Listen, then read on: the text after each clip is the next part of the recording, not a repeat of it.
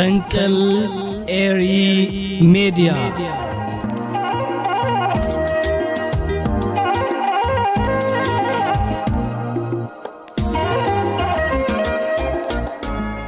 سلام تغطاتلتي مدبات فنكل إرميديا كميتم سيو كامبالا يغواندا كابدر كبسيودينا عزوز سلام تانا ناباق ميبتاح نلوم سولس حدا حملة زبالكو بكالا يتحسن مدبات قريبا لخو نمكتتالكم بخبري عدم سنة مكتتال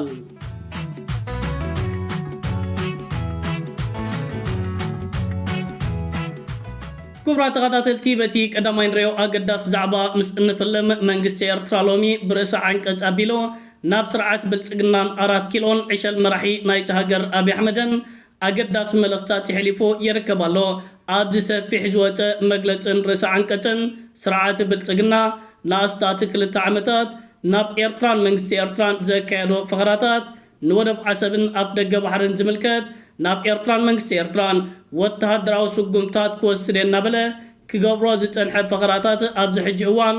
أنفوتون لسانون بمقيار نلعلي 17 هاجراتن ودباتن إيرتران منغستي إيرتران كورني يدالو لو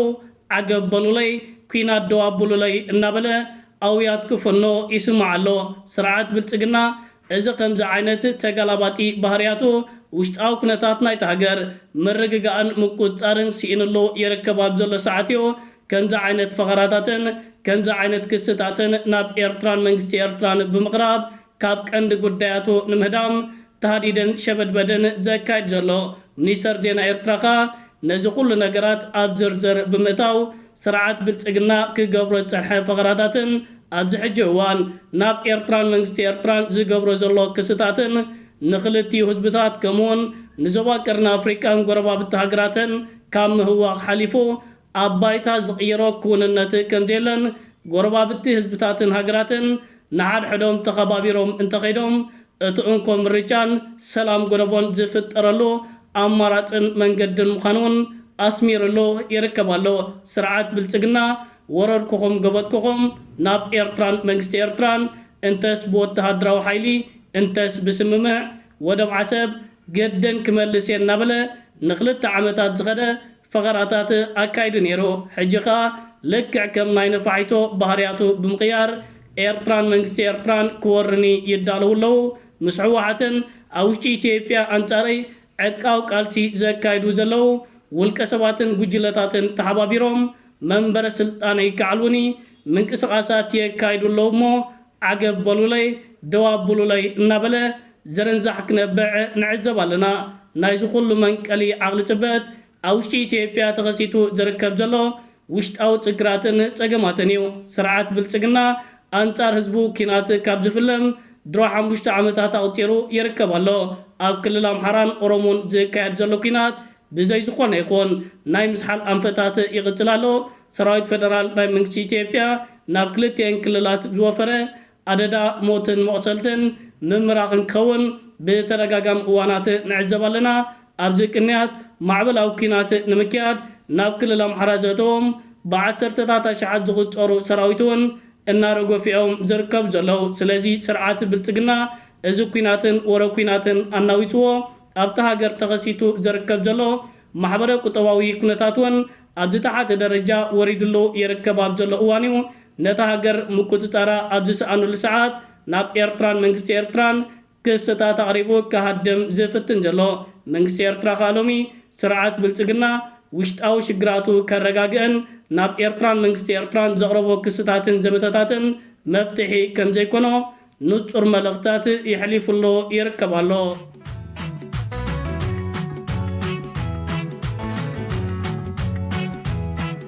كبرى تغطاتلتنا نابتي كال اين ريو اقداس زعبا نسجر ابناين كوزيناتات كم زغلسنايون كم زتنتنايون بوغان كلل تقراي ناي سرعات بلتقنا كورا كورن اغلاباتن نخبدوم زتعاسبو قال مراخبيتاتن كمون معربايان بوليتيكنياتات غازيطنياتات عبيتي مراخبيتات نحيلتات مكلخال إيرترا زملكت صومبن مخلاف تمالي ناي تلمن حاسوتاتن زمتتات كايدو تعزيمنا نيرنا حجون حانت كابتن زعبيا مسيحتاتن مراخبيتاتن عالم زخونت زغارديان انصار حيلتات مكلخال إيرتران حزب منغستن إيرترا زعلمه ጸለመታት ከተካይደ ተዓጂናለና መጽሔት ዘጋርዲያን ኣብዚ ሒዛቱ ወጻት ትርከብ ዘላ ሰፍሕ ዝበለ ጸብጻብን ሓበሬታን ሓይልታት ምክልኻል ኤርትራ ኩናት ትግራይ ኣብ ዝነበረሉ እዋን ኣብ ማህፀን ተጋሩ ሓፃዊነን ከምኡን ጽሑፋት ወረቐት የእትዩ ብምባልያ ከምዚ ዓይነት ሓሶታት ከተነዝሕን ከተጸልመን ንዕዘባ ዘለና ከም በዓል ዘጋርዲያን ዝኣመሰላ መራኸቢታት ብስርዓት ብልጽግና እናተኸፍላን እናተመወላን ንዝሓለፈ 3 ዓመታት ኣንጻር ኤርትራን መንግስቲ ኤርትራን ብፍላይ ከዓ ንጅግና ሓይልታት ምክልኻል ኤርትራ ግዳይ ንምግባሩ ዘካይድዎ ፈተነታት ኣብ ባይታ ክሰርሓሎም ኣይከኣለን ትግራይ ጆኖሳይድ እናበሉ ወግሐ ፀብሐ ሃውቲቶምን ዘሚሮምን ኣብ ባይታ ግን ዝኾነ ይኹን ቅንጣብ ፍረ ከምፅእ ኣይከኣለን ሕጂ ኸኣ እዚ ኣብ መንጎ ህዝቢ ኤርትራን ህዝቢ ትግራይን ተፈጢሩ ዝርከብ ዘሎ ጽምዶን ርክባትን ዓቕሎም ስለ ዘጽበበሎም ኣብ ዞባ ቀርኒ ኣፍሪቃን ማያት ቀይሕ ባሕርን ሰላምን ምርግጋእን እንተመጽኡ ከምዚኦም ዓይነት መራኸቢታት ረብሓታቶም ስለ ዝዕጾ ከምዚ ዓይነት ጌጋ ሓበሬታታት ብምዝርጋሕ ስምዒታት ህዝቢ ትግራይ ብሕማቕ ብምቕስቃስ ኣብ መንጎ ክልቲ ህዝብታት ተፈጢሩን ዘሎ ጽምዶን ርክባትን ዘይኣንፈቱ ንምትሓዝን ንምኽላፍን እዩ እዚ ፈተነታት ዝካየድ ዘሎ ስለዚ ብከምዚ ዓይነት ዜናታት ብዙሕ ዓይነት ዳህለል ክንብል ንደሊ ከም በዓል መጽሔት ዘጋርዲያን ከምዚ ዓይነት ኣጉል ሓሶታትን ጸለመታትን ከካይዳ ሕጂ ፋልማያን ኣይኮነን ኣንጻር ኤርትራን መንግስቲ ኤርትራን መሰረት ዘይብሎ ጸብጻባትን ዝተሰንዐ ቪድዮታትን ሒዘን ብምምጻእ ካብ ነዊሕ እዋናታት ሒዘን ከምዚ ዓይነት ፈተነታት ኣካይደን እየን ዘካየድኦ ፈተነታት ግን ኣውዒሉ ዝሕድር ኣይኮነን እዚ ሕጂ ኣንጻር ሓይልታት ምክልኻል ኤርትራ ተሰኒዑ ዝርከብ ዘሎ ጌጋ ሓበሬታ ሓሶታት ምዃኑ ኣረጋጊጽና ክንሕብረኩም ንደሊ ኣብዚ ሕጂ ሰዓት ከምንታይ መጽሔት ዘጋርዲያን ከምዚ ዓይነት ጸብጻባት ዘርጊሐና ንነብስና ሕቶ ክነቕርብ ኣለና እቲ ቀንዲ ጉዳይ ስርዓት ብልጽግና ጽምዶ ንምኽላፍ ኣብ ባይታ ዘካየዶ ፈተነታት ክዕወተሉ ከም ዘይክእል ምስ ፈለጠ ከምዚአን ዓይነት መራኸቢታት ምዕራባውያን ፖለቲከኛታትን ጋዜጠኛታትን ቆፂሩን ዓሲቡን ምንቅስቃሳት እናካየደዩ ዝርከብ ዘሎ ነዚ ጉዳይ ዘዋዓውዑ ዘለው ቢቢሲ ትግርኛ አዲስ ስታንዳርድ መጽሔት ናይ ኢትዮጵያ ከምኡውን ከም በዓል ኢትዮ ፎርም ዝኣመሰሉ ናይ ዩቲዩብ ቻነላት ልሳን ስርዓት ብልጽግና ዝኾነዮም ስለዚ እዘን መራኸቢታት ከምዚ ዓይነት ዜናታት ሒዘን ክመጻን ከለዋ ብዙሕ ሰብ ከኣምኑን የብሉን ኣብ መንጎ ክልቲ ህዝብታት ተፈጢሩ ዝርከብ ዘሎ ጽምዶን ርክባትን ሕውነትን ፍቕርን ብከምዚ ዓይነት ኣጉልን ዝተሰንዐ ዜናታትን ጸብጻባትን ንድሕሪት ዝምለስ ከም ዘይኮነ ደጊምና ደጋጊምና ክነረጋግጽ ንፈቱ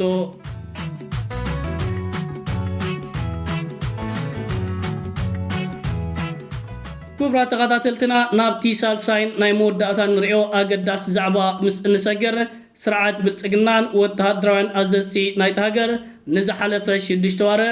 ኣብ ልዕሊ ኤርትራን መንግስቲ ኤርትራን ወተሃደራዊ ስጉምታት ክንወስድ ኢና ኩሉ ምድላዋትና ኣጻፊፍና ኢና እቲ ነካይዶ ኪናት ብርሑቕ ብምዃን ኢና ክነካይዶ እቲ ነካይዶ ኪናት ብኣጋር ሰራዊት ዘይኮነስ ብቴክኖሎጂ ዝተሓገዘ ስለ ዝኸውን ክሳራታትና ውሑድ ክሳብ ምባል ከምዚ ዓይነት መደረታትን ፈኸራታትን ናብ ህዝብን መንግስትን ኤርትራ ዝዓለመ ከካይዶ ተዓዚብና ነርና ስርዓት ብልጽግና እንታይ ኮይኑ ናብ ኤርትራን መንግስቲ ኤርትራን ፈተነታት ዘካየደ ንምንታይ ስርዓት ብልጽግና ወግሐ ጸብሐ ፈኸራታት እናካየደ ኣብ ባይታ ግን ዝኾነ ይኹን ስጉምታት ክወስድ ዘይካለ ዝብሉ ሕቶታት መልሲ ክህልዎም ግድን እዩ ሎሚ ሓደ ናይ ስርዓት ብልጽግና ኣብ ገጻት ትዊተር ክነብሕን ክጽለልን ዝውዕል ኤርትራ ምዕቡል ጸረ ድሮን ጃምራት ተኺላ ትርከብ ከም ዘላን ከምኡን ጸረ ድሮን ሚሳይላት ካብ ሃገራት ሩስያን ካልኦት ሃገራት ምዕራብን ኣብ ሓጸርቲ እዋናት ስለ ዘእተወትያ ስርዓት ብልጽግና ነዚ ነገራት እዚ ከየረጋገጸ ኣብ ልዕሊ ኤርትራን መንግስቲ ኤርትራን ስጉምታት ክወስድ ኣይመረፀን ብምባል ስርዓት ብልጽግና ተርባጡን ኩናት ክሳብ ኣብዚ ሕጂ እዋንን ሰዓትን ኣብ ልዕሊ ኤርትራን መንግስቲ ኤርትራን ዘይፈጸመሉ እዚ ስግኣታት ስለ ዘለዎ እዩ መንግስቲ ኤርትራ ሓይልታት ምክልኻል ኤርትራ እዚ ጾራት ኣለኒ እዚ ሚሳይላት ኣለኒ ብምባል ኣብ ኣደባባይ ተዛሪቦም ዝፈልጡ ይኮኖን እቲ ዘለዎም ኣብ ኢዶም ብምሓዝ ኣብ ዘድልዮም ግዜን ሰዓትን እዮም ዝጥቀምሎ ስርዓት ብልጽግናን ሰበስልጣናቶምን ግን ካብ ሕቡራት ኢማራት ዓረብን ቱርክን ዘምጽዎን ድሮናት ናብ መራኸቢታት ምምጻእ ንህዝብን መንግስትን ኤርትራ ስነ አእምሮ ንምንዋጽ ፈተነታት አካይዶም ህዝብን መንግስትን ኤርትራ ንኸምዚ ዓይነት ስነ አእምራዊ ኩናት ንልዕሊ 20 ዓመታት ዝተመኮረሉ ስለ ዝነበረ በዚ ናይ ስርዓት ብልጽግና ፈኸራታት ክደሃልን ክሳናበድን ኣይከኣለን። ብግምጣሊ ሕጂ ስርዓት ብልጽግና ኤርትራ ጸረ ድሮን ዝኾነ ጃመራትን ሚሳይላትን ኣለዋ። ኣብ ልዕሊ ኤርትራን መንግስቲ ኤርትራን ዘይተጸንዐ ፈተነታት ምክያድካ ንኢትዮጵያን ስርዓት ብልጽግናን ዓበይቲ ክሳራታት ከንጻሎም ስለ ዝኽእል እዮም ደው ኢሎም ዝርከብ ዘለዉ ክብል እዩ ሎሚ ሓበሬታ ወፂኡ ዝርከብ ዘሎ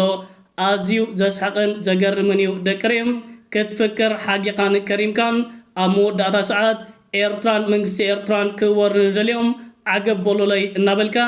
ናብ ሓይላን ሃገራት ዓለምን ውድብ ሕቡራት ሃገራትን ደብዳቤ ምጽሓፍ ናይ ስርዓት ብልጽግና ብዙሕ ምኽንያታት ዘለዎ እዩ። ሓደ ካብቲ ምኽንያታት ከኣሎሚ ኮራኩርን ኣኽላባትን ናይ ኣብዪ ኣሕመድ ኣብ ማሕበራዊ መራኸቢታት ከተንፍስዎን ክድርግሕዎን ተዓዚብና ኣለና። ናብ ኤርትራን መንግስቲ ኤርትራን ገጽካ ምጥማት ከቢድ ዋጋ ዘኽፍል እዩ። ዝተፈላለዩ ስርዓታት ኢትዮጵያ ናብ ኤርትራን መንግስቲ ኤርትራን ዘካየድዎ ፈተነታት ብስዕረት እዮም ደምዲሞሞ። ሓይልታት ምክልኻል ኤርትራ ዓይነቱን ብዙሑን ብዘየገድስ ዘበናዊ ኣጽዋራት ዓጢቑ ይርከብ ኣሎ። እቲ ስርዓት ብልጽግና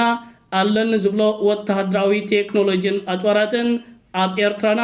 ዕጽፊ ዕጽፍጻፋት ይርከብ ኣሎ። ስርዓት ብልጽግና ናብ ኤርትራን መንግስቲ ኤርትራን ዘይመፈተን እዩ። ምኽንያታት ከዓ እዚ ጉዳይ ቀንድን ኣገዳስን ኮይኑ ዝርከብ ኣውያት ስርዓት ብልጽግና ጌና ክቕጽል እዩ። እቲ ዘካይዶ ዘሎ ፍኸራታት ግን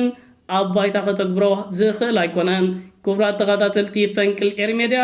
ንሎሚ ኣዳልዩ ዝነበርኩ ካልኣይ ትሕዝቶ መደባት እዚ ክትከታተሉ ጸናሕኩም እዩ ዝመስል ነይሩ። ጽባሕ ብካልእ መደባት ክሳብ እንራኸብ ሰላም ወሰናይ ኣብ ዘለኹሞ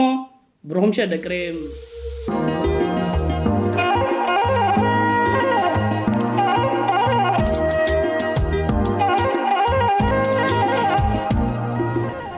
ፈንቅል